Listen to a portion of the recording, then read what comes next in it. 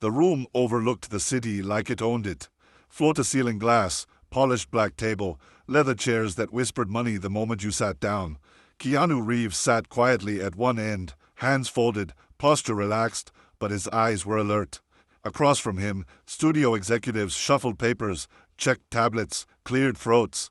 This wasn't just another meeting. This was the meeting. Years in development, millions already spent, projections climbing into the stratosphere. One of the executives finally spoke, his voice carrying the confidence of someone used to closing deals. He slid a single sheet of paper across the table.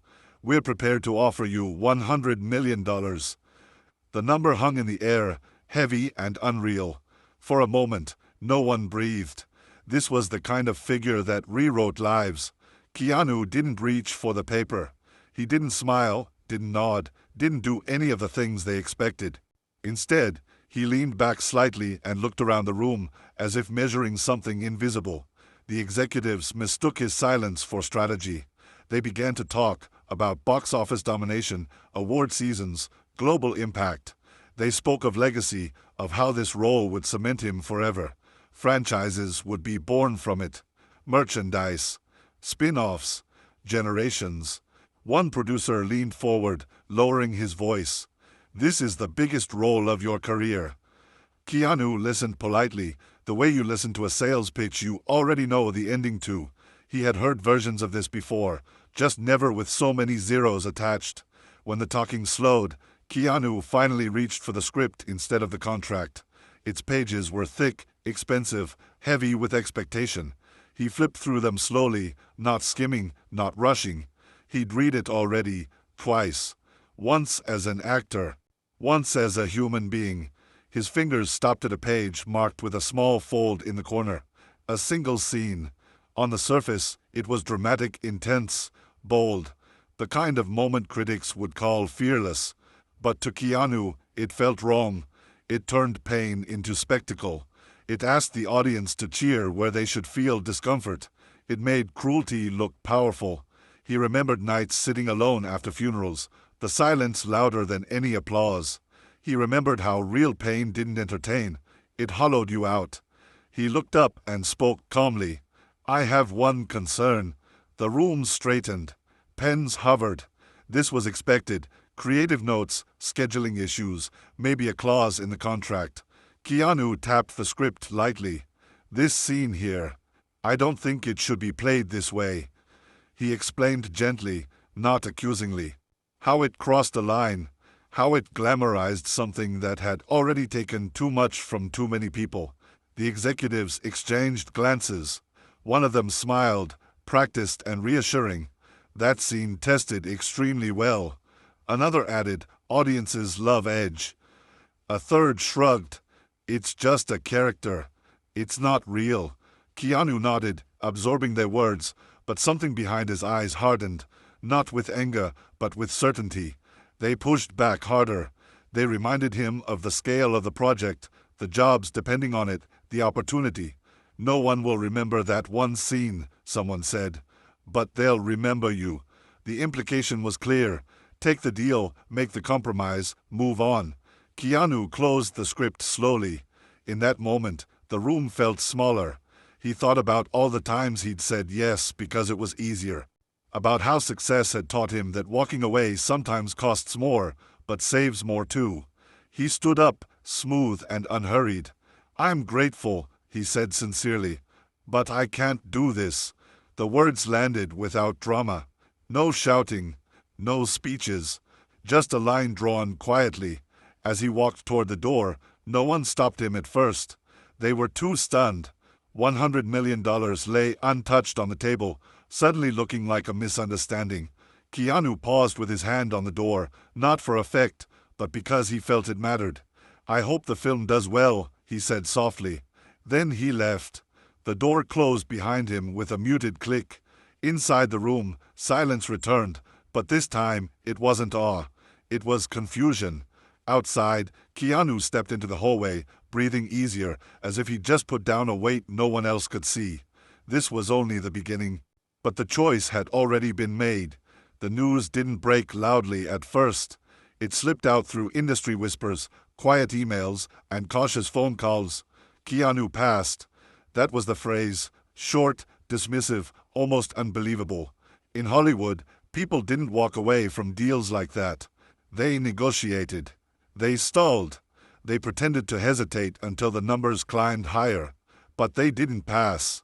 By the end of the week, the whispers turned into headlines. Keanu Reeves exits mega project. No context. No explanation. Just enough mystery to invite speculation. Studio insiders filled the silence with their own versions of the story, each one a little sharper than the last. The tone shifted quickly.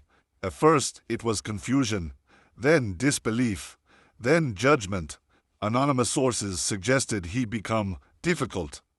Others hinted at creative instability. A popular trade article questioned whether he was out of touch with modern audiences. Keanu didn't respond. He never did. He was used to the cycle, the way admiration could flip into suspicion the moment you stepped off the expected path. Still, the noise grew. Podcasts debated his relevance. Comment sections turned cruel. He should be grateful. He's not getting younger. This was his last big chance. Each sentence assumed success was something you grabbed with both hands, even if it burned. While the world argued about him, Keanu went back to a life most people forgot he lived.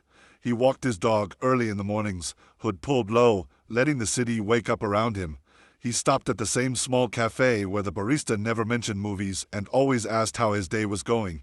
He sat on park benches, watching people pass, listening more than speaking. The quiet felt earned. One afternoon, he visited a film set from an older project, unannounced. Crew members froze when they saw him. Then smiles spread.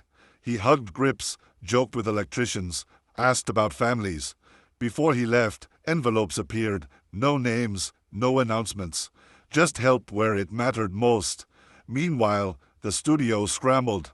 Recasting wasn't easy. The role demanded gravitas, restraint, and a kind of internal weight that couldn't be faked. Actors read for it, but something always felt off. The script remained unchanged. The controversial scenes stayed. Focus groups still reacted strongly, but not in the way the executives had hoped. Some felt uncomfortable. Others felt confused. The edge that once seemed bold now felt hollow. But too much money was invested to stop. The machine moved forward, grinding down doubts with marketing and momentum. A few weeks later, a younger actor reached out to Keanu through a mutual contact. Nervous, unsure, he asked for advice, not about the role, but about the choice. Did I just ruin my career by saying no? Keanu invited him for coffee. No cameras, no wisdom monologues. Just two people sitting across from each other. Keanu listened, really listened, then said quietly, "If the role costs you sleep, it's already too expensive." The words weren't dramatic. They didn't sound like a quote. They sounded like something learned the hard way. The young actor nodded, relief visible in his shoulders. As the backlash peaked, something unexpected happened. A former stunt coordinator posted a long message online, not about the movie, but about Keanu. He talked about paychecks quietly covered, injuries personally checked on, respect shown when no one was watching. The post went viral. Then another followed. And another. Crew members, drivers, assistants, people without blue check marks, shared their stories. None mentioned the $100 million. They talked about dignity, about being seen. The narrative began to shift, not loudly, but steadily. Keanu noticed none of it directly. He was on a flight, economy class, headphones on, staring out the window.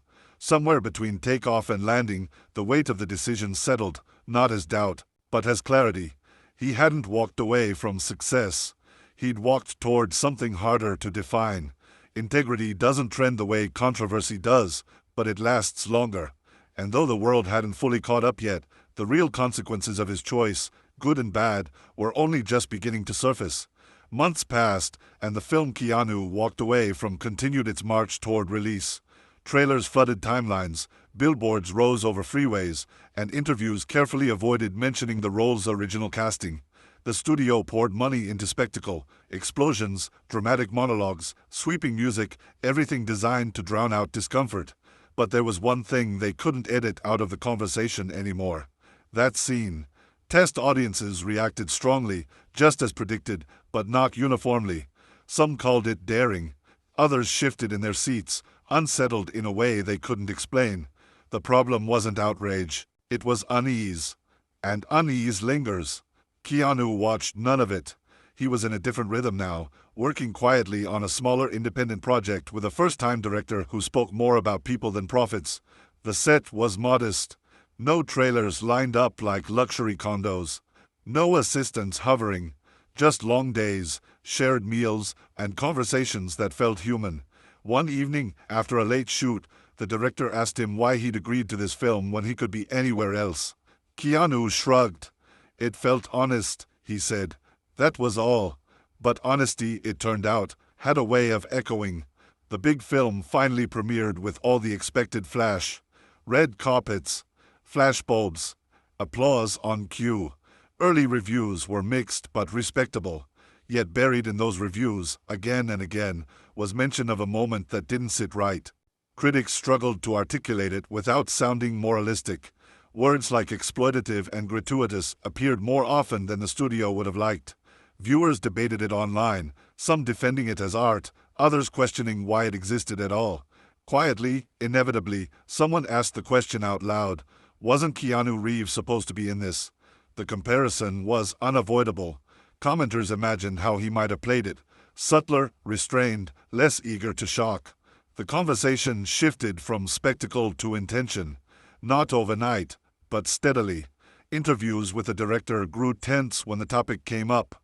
It's fiction, he insisted. It's meant to provoke.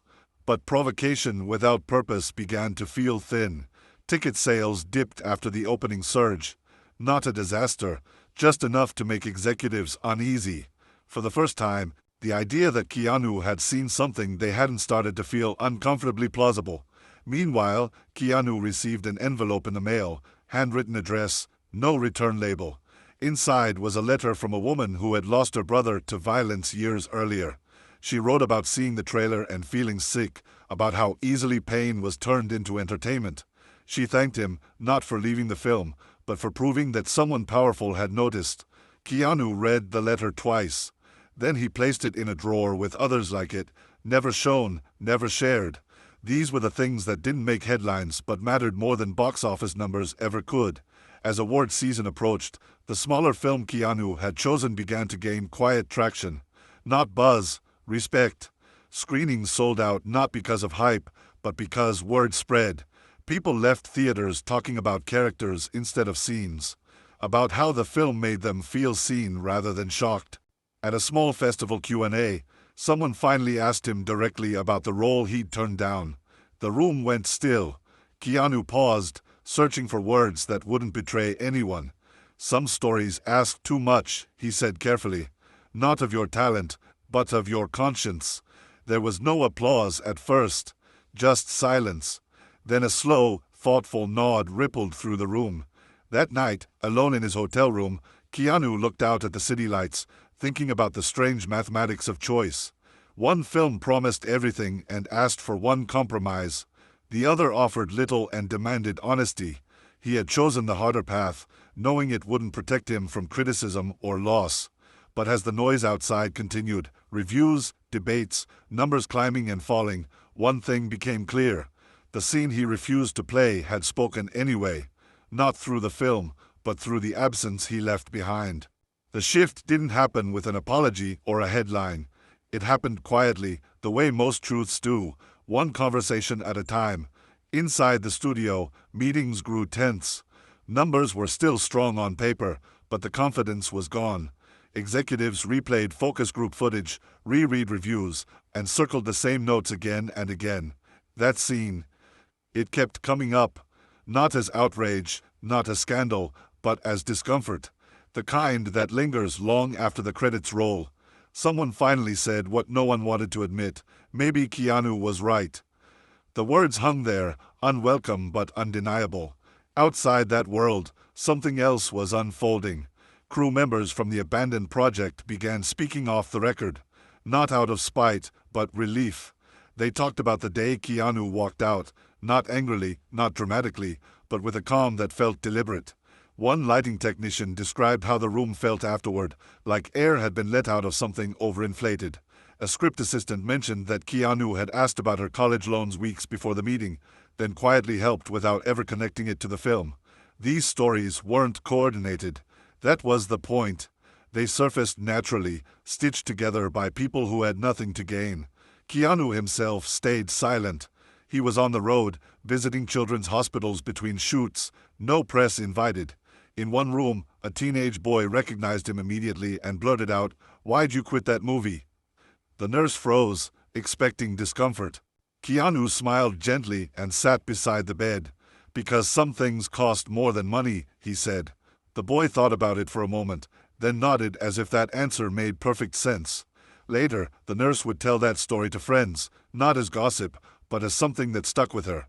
The studio tried damage control. A carefully worded interview framed the decision as creative differences. Another executive suggested the role had been rewritten anyway, minimizing the significance of Keanu's exit. But the narrative no longer belonged to them. People weren't asking why he left. They were asking what it says that he could. In an industry built on compromise, the refusal itself became the message. Not moral superiority, just a line drawn. And lines, once seen, are hard to ignore. Then came the moment no one planned for. At a closed-door industry panel, a respected producer, someone with nothing to prove, spoke openly. He talked about the pressure to escalate, to shock, to push further every time. He mentioned an unnamed actor who had turned down an enormous paycheck because a scene felt wrong. "We laughed at him," the producer admitted. "But maybe that's the problem." The room didn't erupt. It went quiet, because everyone knew exactly who he meant. Keanu watched none of this unfold directly. He was sitting on a late-night train, notebook open, jotting down ideas for a story he wanted to tell someday. One about loss without spectacle, pain without exploitation. As the train rattled forward, his phone buzzed with a single message from an old friend. "You did the right thing." Keanu stared at the words for a long time. He didn't reply immediately. He didn't need to. The validation he'd never asked for had arrived anyway, not as praise, but as understanding. By the time he stepped off the train, the conversation had changed.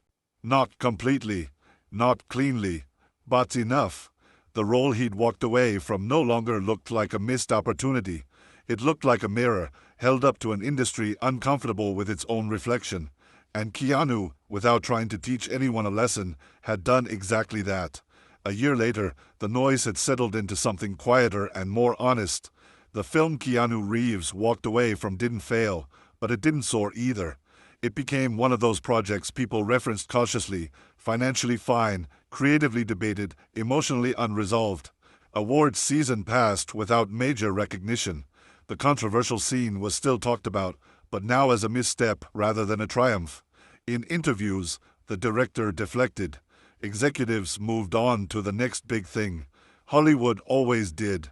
The machine didn't stop, but it remembered. Keanu's year looked different from the outside. Fewer premieres, fewer headlines, more space. He worked on smaller projects that asked for patience instead of spectacle. Films where the camera lingered on faces rather than explosions. Characters who carried pain without turning it into performance. At one quiet screening, an audience member approached him afterward, eyes wet, and said, "That felt real." Keanu thanked him, genuinely moved. No box office number had ever landed that way. No contract ever had. The money he'd turned down never became a regret. It became a question people kept asking him. Didn't it scare him? Didn't it feel irresponsible? One journalist finally pressed him hard during a rare interview. Keanu paused, choosing his words carefully. "I've learned that if you sell your values," he said, "you'll spend the rest of your life trying to buy them back." The quote traveled far, stripped of context, but the meaning stayed intact. Success, it turned out, wasn't measured by accumulation, but by what you refused to lose. Quiet ripples spread. Younger actors began sharing stories, roles declined, contracts renegotiated, scenes questioned. Not loudly, not as rebellion, just small acts of awareness.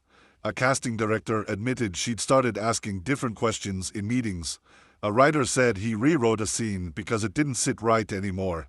No one credited Keanu publicly. They didn't need to. Influence doesn't always announce itself. Sometimes it simply changes the temperature of a room. One evening, Keanu returned to the same park bench he'd sat on years earlier, before the deal, before the debate. The city moved around him, unaware and unconcerned. A man sat down beside him, hesitant, then said he recognized him. They talked about nothing important. Weather, traffic, the strange way time speeds up. Before leaving, the man said, almost apologetically, "I heard about that movie. I think you made the right call." Keanu smiled, a small, tired smile, and nodded. "So do I," he replied. It was the first time he'd said it out loud. As night fell, Keanu stood and walked away from the bench, blending back into the crowd. There was no final speech, no triumphant moment, just a life continuing on its own terms. The $100 million he'd left behind had bought him something far rarer: alignment. With his past, with his losses, with the quiet promise he'd made to himself long ago to never let success cost him his humanity. And in a world obsessed with more, that choice became his greatest role of all.